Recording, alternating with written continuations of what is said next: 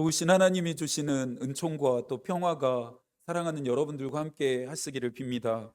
오늘은 성령 강림 후 6번째 주일입니다. 교회를 교회되게 하기 위해 우리가 갱신해야 할 주제들을 차례대로 살펴오고 있는데요. 지난 시간까지 해서 예배와 기도에 대한 갱신을 도전했습니다. 여러분에게만 요구하는 갱신은 아닙니다. 하나님 앞에서 저 역시도 갱신해 가야 할 영역들입니다.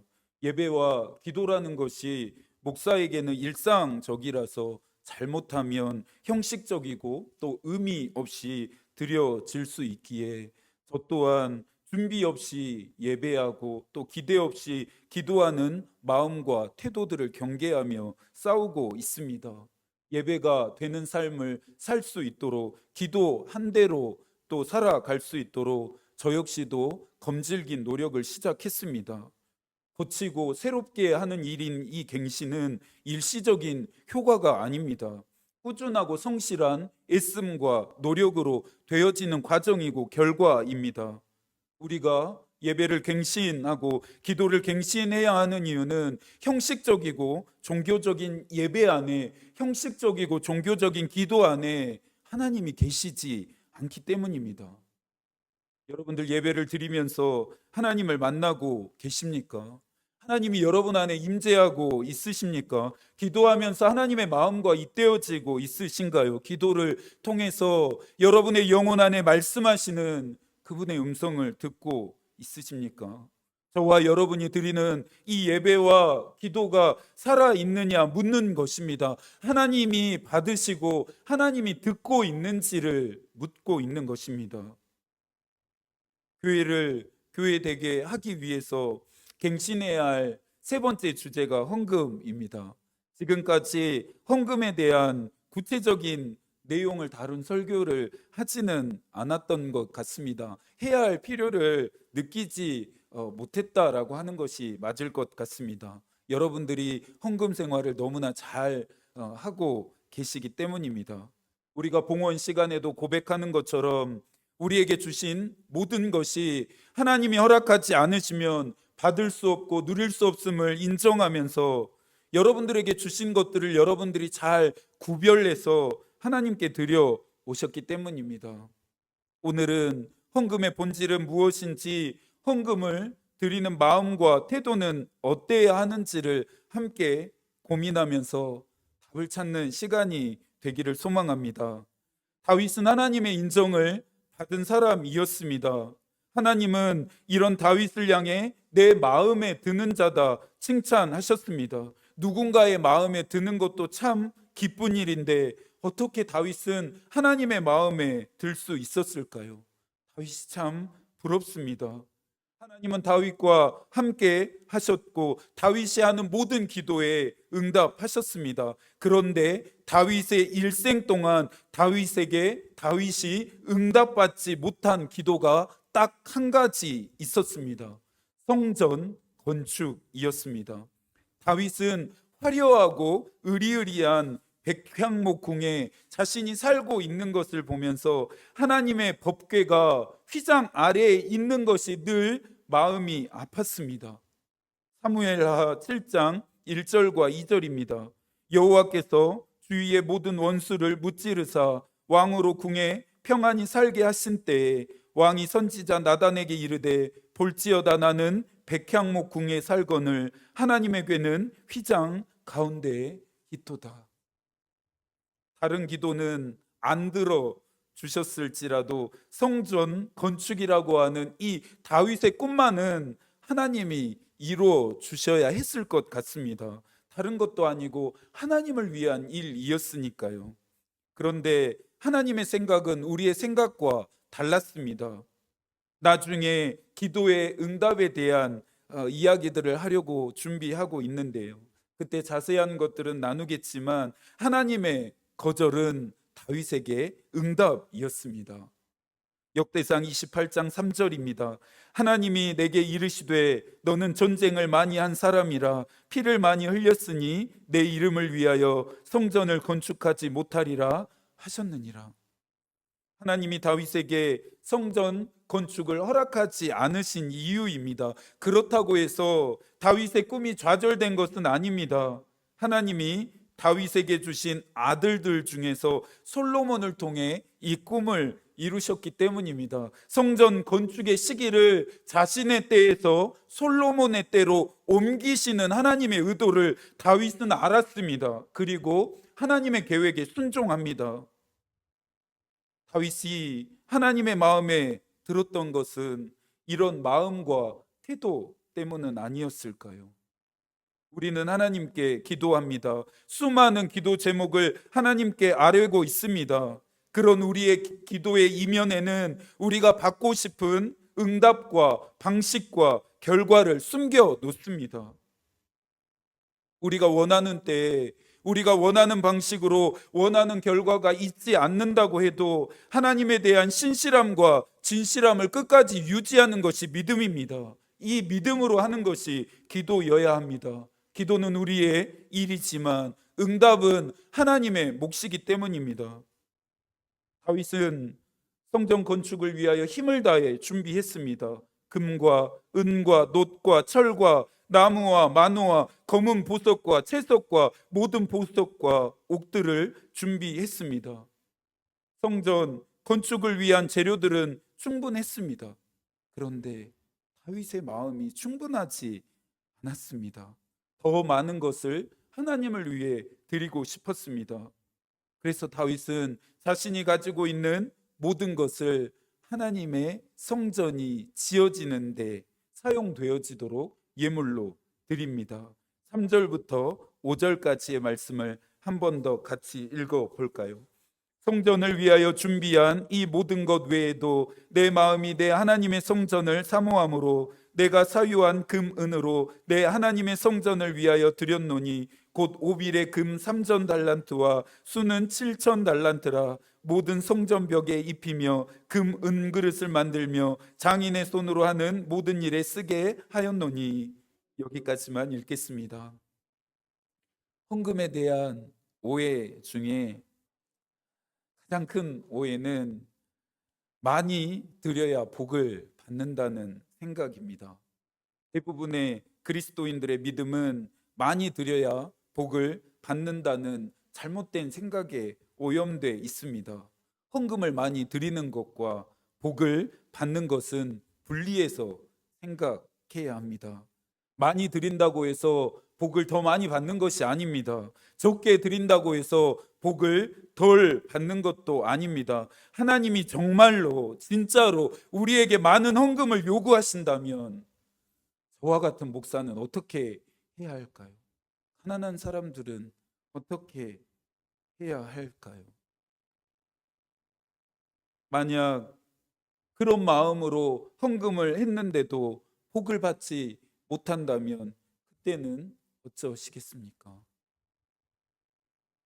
저는 헌금을 많이 내면 복을 많이 받는다는 설교는 하지 않습니다. 앞으로도 하지 않으려고 합니다.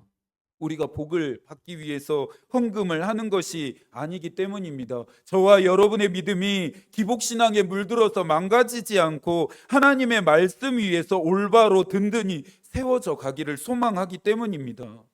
물론 헌금과 연관된 축복의 말씀들이 성서에 있는 것은 사실입니다. 그러나 그 말씀이 기록되어진 본문 전체를 천천히 읽어 보십시오. 정말로 헌금을 많이 하는 사람들에게 주시는 복을 단편적으로 말하고 있는 것인지 여러분의 눈으로 확인하십시오.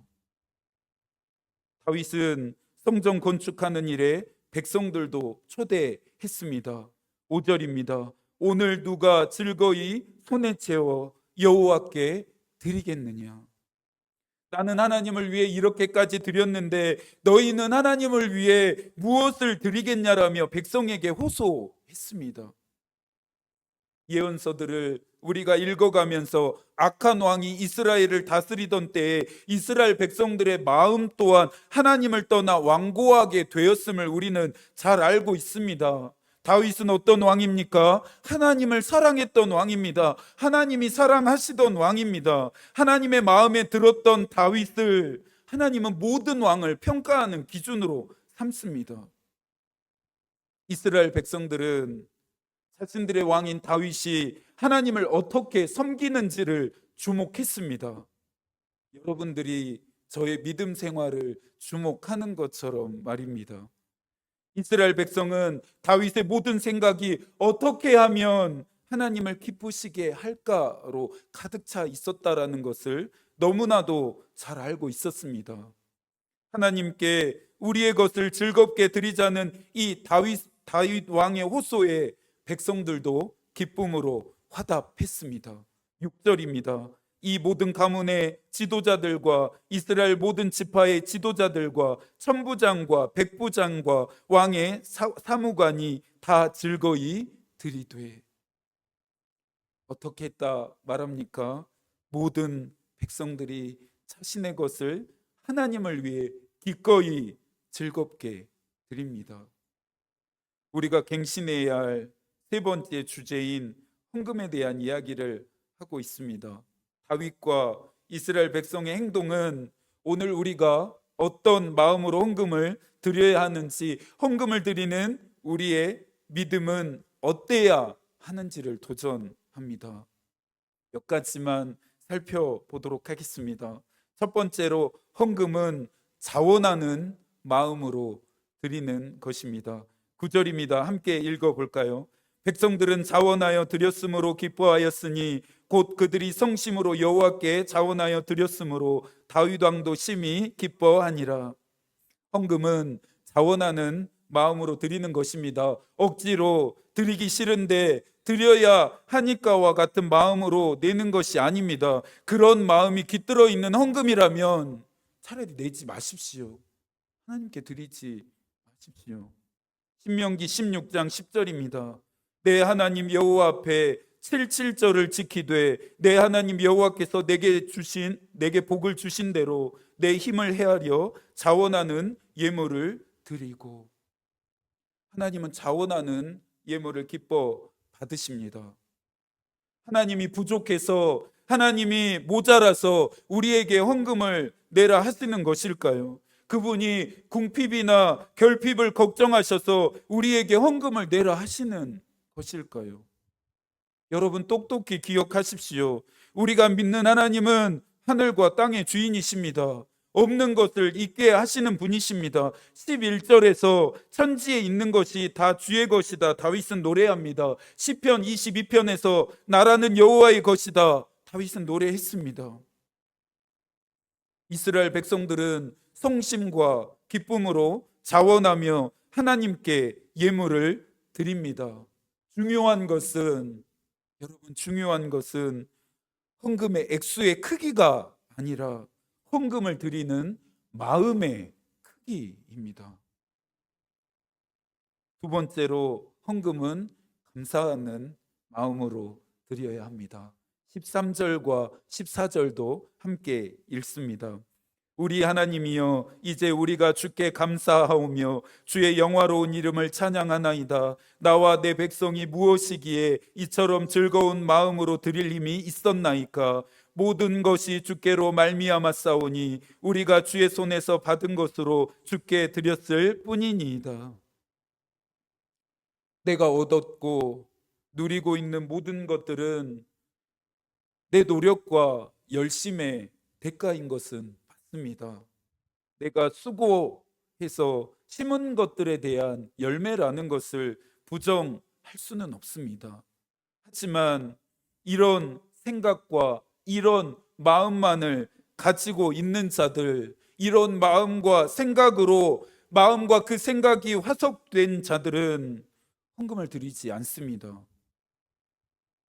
헌금은 내 자신이 아닌 하나님을 바라보아야 드릴 수 있습니다. 내 것이라 당연하게 여기지 않고 주의 손에서, 그분의 손에서 받은 것을 다시 드린다라고 하는 감사하는 마음이 있을 때에야 헌금을 드릴 수 있습니다.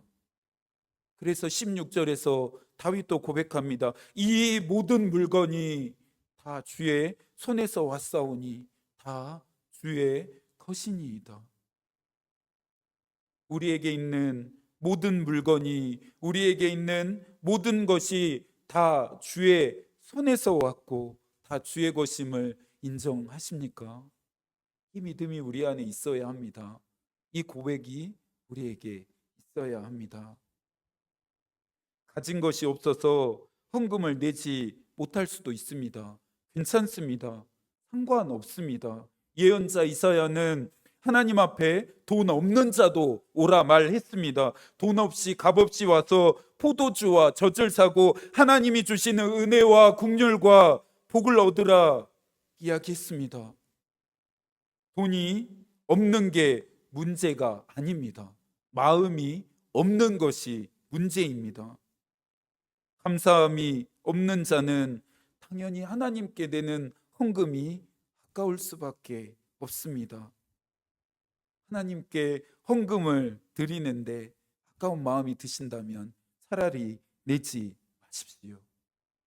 차라리 내지 마십시오. 웨슬리는 나는 주머니가 회개하지 않는 사람의 회개를 믿을 수 없다라고 말했습니다. 복음과 은혜와 사랑에 빚진 마음을 가진 사람은, 그것에 감사하는 마음을 가진 사람은 내가 무엇이기에 이처럼 즐거운 마음, 감사한 마음으로 드릴 힘이 있을까라고 고백하며 헌금을 드리기 때문입니다. 마지막으로 헌금은 정직한 마음으로 드려야 합니다. 나의 하나님이여, 주께서 마음을 감찰하시고 정직을 기뻐하는 줄을 내가 아나이다. 내가 정직한 마음으로 이 모든 것을 즐거이 드렸사오며 이제 내가 또 여기 있는 주의 백성이 주께 자원하여 드리는 것을 보오니 심히 기쁘도소이다. 다윗과 이스라엘 백성들이 어떤 마음으로 예물을 드렸다라고 말하고 있습니까? 정직한 마음, 정직한 마음으로 드렸습니다. 다윗과 이스라엘 백성들이 정직한 마음으로 기쁘게 감사함으로 하나님께 예물을 드렸습니다. 사랑하는 여러분들, 정직한 마음으로 헌금을 드리고 계십니까? 헌금하는 것과 정직한 마음이 도대체 무슨 연관이 있을까요? 정직하지 않는 마음으로 헌금하는 자들을 향한 하나님의 책망을 예언자 말라기가 우리에게 전하고 있습니다. 말라기서 3장 8절입니다. 사람이 어찌 하나님의 것을 도둑질하겠느냐? 그러나 너희는 나의 것을 도둑질하고도 말하기를 우리가 어떻게 주의 것을 도둑질하였나이까 하는도다. 이는 곧 11조와 봉헌물이라. 10절에서는 하나님은 온전한 11조를 바치라고 말씀하시는데요, 여기서의 온전은 모든이라고 하는 뜻이 있습니다. 그러니 모든 11조라고 번역하는 것이 옳습니다. 하나님은 온전한 11조, 곧 모든 11조를 하나님께 바치라 말씀하십니다. 이것은 모든 것을 하나님께 바치라는 것인데요, 하나님이 우리에게 전부를 내놓으라 요구하시는 것이 아닙니다.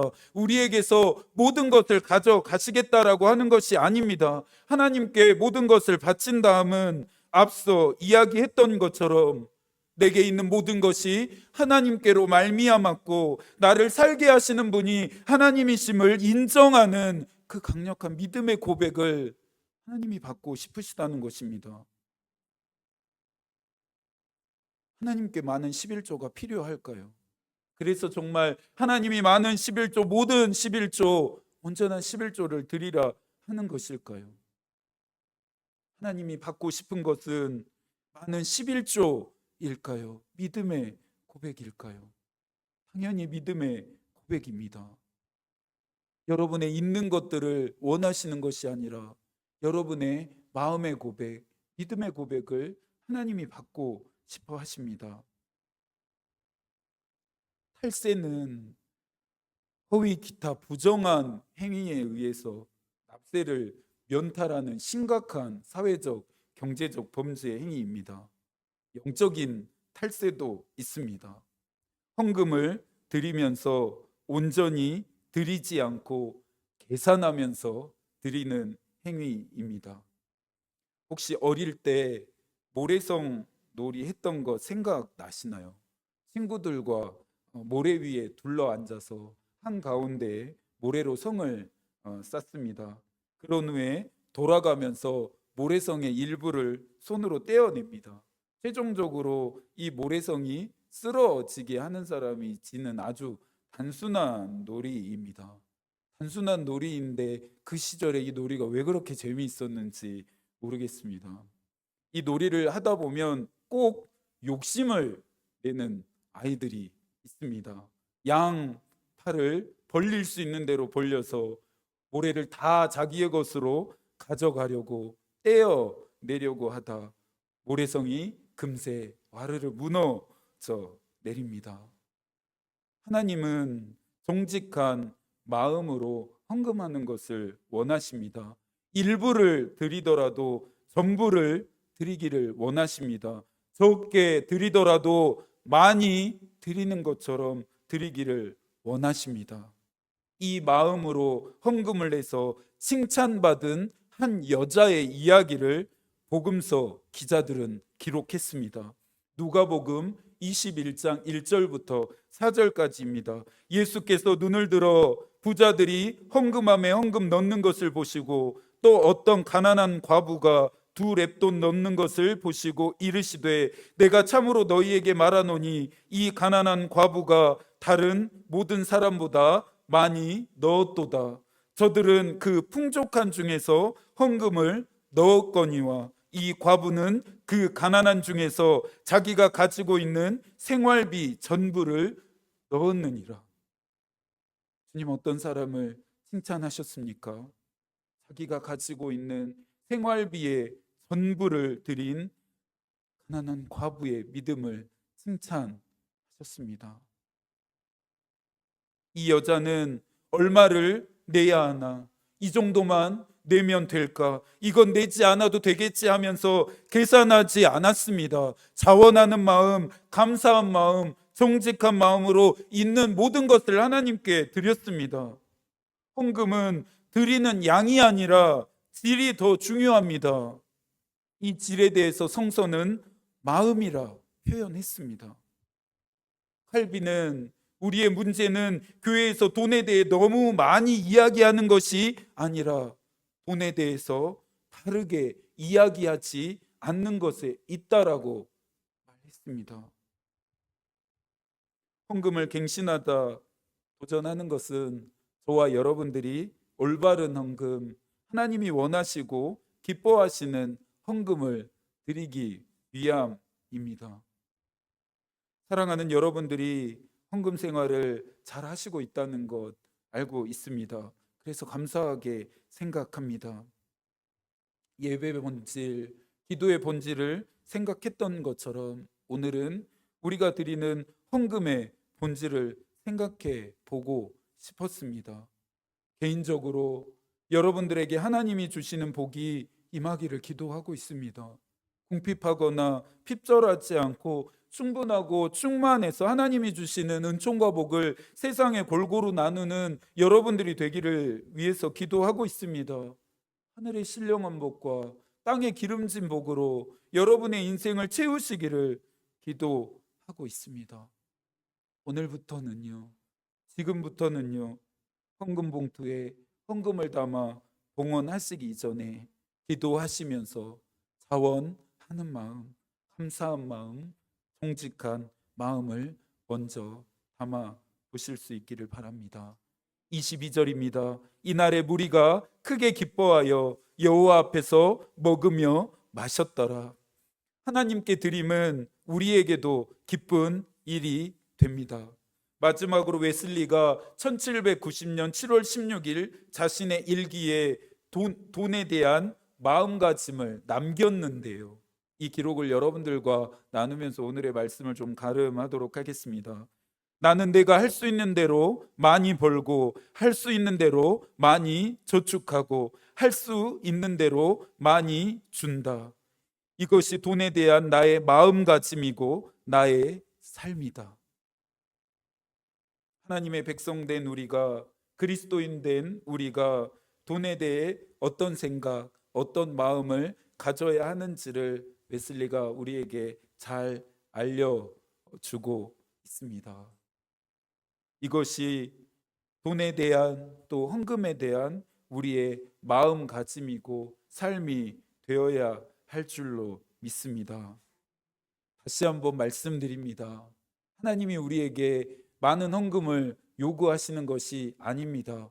많이 내야 복을 받는 것이 아닙니다. 물론 많이 낼 수 있으면 많이 내는 것 귀하고 아름다운 믿음입니다.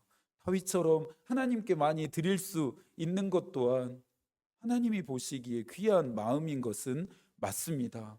하지만 가난한 중에 적은 것을 구별해 하나님께 드리는 것 또한 똑같이 하나님이 기뻐 받으신다라는 것을 우리가 잊지 않았으면 좋겠습니다.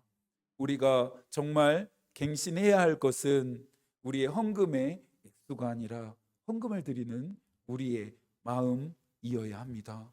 이 한 주도 하나님이 여러분을 풍성하게 하시기를 기도하겠습니다. 하나님의 마음이 우리의 기도가 되고 하나님의 뜻이 우리의 길이 되기를 빕니다. 아멘.